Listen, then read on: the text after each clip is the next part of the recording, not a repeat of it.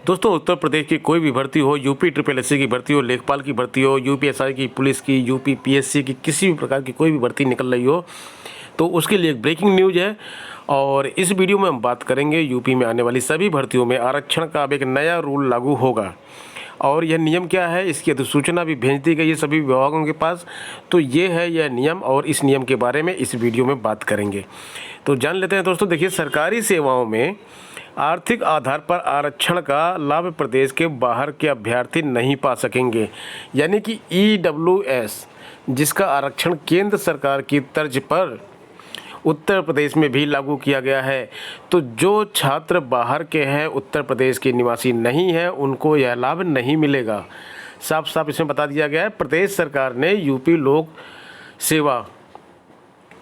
लोकसभा यानी कि आर्थिक रूप से कमज़ोर वर्गों के लिए आरक्षण अधिनियम 2020 में यह प्रावधान कर दिया है। अपर मुख्य सचिव नियुक्ति एवं क्रमिक मुकुल सिंघल ने शासन के समस्त अपर मुख्य सचिवों व सचिवों को अधिनियम की प्रति भेजते हुए कार्यवाही कराने का निर्देश दिया है। प्रदेश की योगी सरकार ने 1 फरवरी 2019 से सरकारी सेवाओं में आर्थिक रूप से कमज़ोर युवाओं के लिए 10% पद आरक्षित करने की व्यवस्था की थी। और यह आरक्षण बिल्कुल केंद्र की तरह था। अधिनियम में प्रावधान किया गया है कि यूपी के बाहर के अभ्यर्थी आरक्षण की इस सुविधा के पात्र नहीं होंगे। इसी तरह अधिनियम में व्यवस्था की गई है कि आर्थिक रूप से कमज़ोर वर्ग का कोई व्यक्ति योग्यता के आधार पर किसी खुली प्रतियोगिता में अनारक्षित पदों के साथ चयनित किया जाता है तो उसे आर्थिक आधार पर तय आरक्षण के सापेक्ष समायोजित नहीं किया जाएगा। इस चीज़ को समझने की ज़रूरत है। देखिए, तो EWS कैटेगरी के जो छात्र हैं, जिनके पास EWS कैटेगरी का सर्टिफिकेट है, वो आवेदन तो करेंगे EWS कैटेगरी में, ठीक है। लेकिन अगर यह प्रदेश के बाहर के छात्र हैं तो इनको यह लाभ तो खैर मिलेगा ही नहीं। यूपी के हैं जिनको यह लाभ मिल रहा है, और इनका सिलेक्शन अनरिजर्व में होता है। देखिए, सबसे पहले अनरिजर्व आता है, उसके बाद EWS आता है, उसके बाद OBC, फिर SC ST, इस तरह से होता है ना। तो अगर यहाँ का छात्र कोई है और ये चयनित हो जाता है, अनरिजर्व की कट ऑफ में आ जाता है, यहाँ पर आ जाता है, इसकी लिस्ट में आ जाता है, तो इसका चयन यहीं पर माना जाएगा। ये कोटा जो है 10% ये पूरा लिया जाएगा। अब इस पर जो है, जैसे कि बाकी कैटेगरी के आरक्षण पर विवाद होता है, तो इस पर भी एक विवाद हो सकता है कि बाद में आए, लेकिन अभी फ़िलहाल इस तरह से नहीं है। समझ लेते हैं इसको।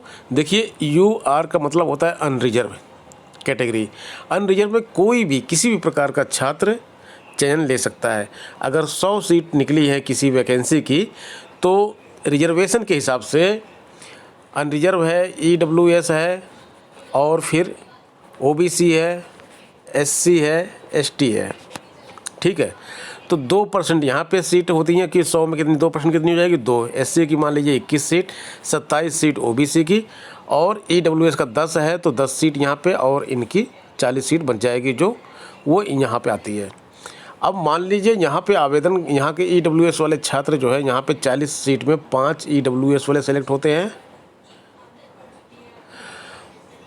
5 EWS वाले सेलेक्ट होते हैं, और जो है 35 अनरिजर्व सेलेक्ट होते हैं। तो 35 + 5 + 10 ये होंगे 40, और 10 50। तो इसमें कोई फ़र्क नहीं पड़ेगा। EWS, इनका कहने का मतलब है कि 10% कोटा EWS का EWS से ही लिया जाएगा। तो UR में जो है, अगर कोटे के हिसाब से देखा जाए तो 40 अगर अनरिजर्व में जा रहे हैं, 40% जो जा रहे हैं वहाँ पे, और 10% UR का जो कोटा है, तो दोनों कोटाओं में अगर ये 10% से बढ़कर ज़्यादा हो सकता है, क्योंकि कुछ छात्र यहाँ पे जा सकते हैं, जैसे कि OBC और SC में होता है। OBC का 21% कोटा जो है OBC को दिया जाता है। OBC के जो टॉप कैंडिडेट होते हैं वो अनरिजर्व में जा सकते हैं। अनरिजर्व तो सबके लिए खुला हुआ है, कोई भी वहाँ पे जा सकता है। उसके अलावा ये कोटा दिया जाता है, तो ये कोटा इसी तरह से लागू किया जाएगा। इसी तरह यदि आर्थिक रूप से कमज़ोर वर्ग के लिए निश्चित रिक्ति इस वर्ग का उपयुक्त अभ्यर्थी उपलब्ध नहीं होता है तो ऐसी रिक्तियां अगली भर्ती वर्ष के लिए बैकलॉग के रूप में नहीं रोकी जाएंगी। इस तरह बचे पद अनारक्षित श्रेणी के पात्र अभ्यर्थियों से भर लिए जाएंगे।